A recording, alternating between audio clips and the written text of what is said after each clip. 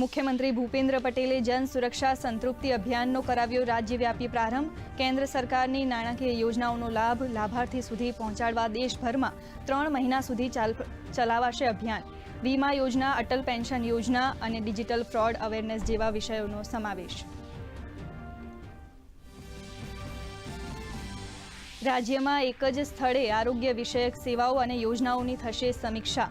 ગાંધીનગરમાં આરોગ્ય સુરક્ષા સમીક્ષા કેન્દ્રને મુકાયું ખુલ્લું। આંગળીના ટેરવે આરોગ્યલક્ષી પરામર્શ મેળવવા હેલ્પલાઇન નંબર 104 કરાયો કાર્યરત।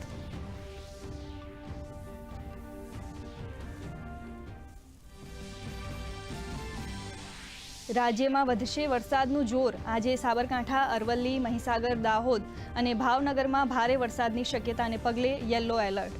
જુલાઈ માસમાં સામાન્ય કરતાં વધુ વરસાદ વરસવાનું હવામાન વિભાગનું પૂર્વાનુમાન।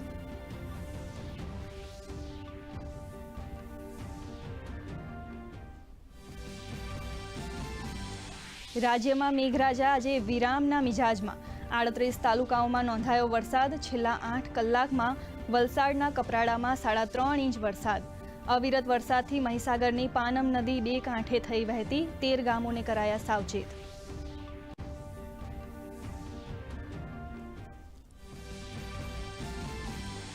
રોજગાર યોજના સાથે જોડાયેલી ELI યોજનાને કેન્દ્રીય કેબિનેટની મંજૂરી।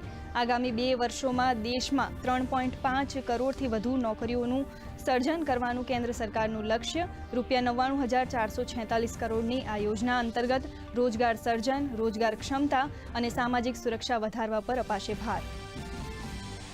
આજે નેશનલ ડોક્ટર્સ ડે। સ્વસ્થ સમાજના માળખાને સશક્ત કરનારા ડોક્ટર્સ પ્રત્યે કૃતજ્ઞતા વ્યક્ત કરી રહ્યું છે રાષ્ટ્ર। પ્રધાનમંત્રી નરેન્દ્ર મોદી, મુખ્યમંત્રી અને આરોગ્ય મંત્રીએ પાઠવી શુભેચ્છાઓ।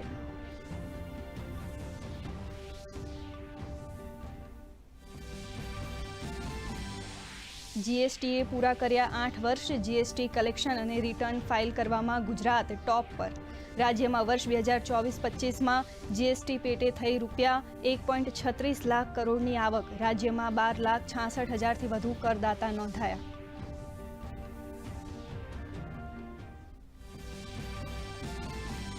ભારતીય શેર બજાર આજે સુસ્ત ચાલ સાથે બંધ। સેન્સેક્સમાં 90 આંકનો વધારો। નિફ્ટીએ જાળવી 25,550ની સપાટી। તેલ, ગેસ તથા મેટલ શેર્સના ભાવ ઉચકાયા। સોના ચાંદીમાં આગેકૂચ। ડોલર સામે ₹24 મજબૂત।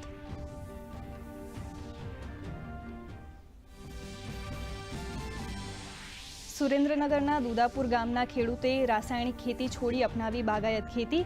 ઇઝરાયેલની બરહી ખારેકનું પ્લાન્ટ દીઠ 100 થી 125 કિલોગ્રામ મબલખ ઉત્પાદન કરી અન્ય ખેડૂતો માટે બન્યા પ્રેરણારૂપ। ખારેકની રાજ્ય સહિત બેંગ્લોર, ચેન્નઈ, મુંબઈ અને કલકત્તા જેવા શહેરોમાં ભારે માંગ।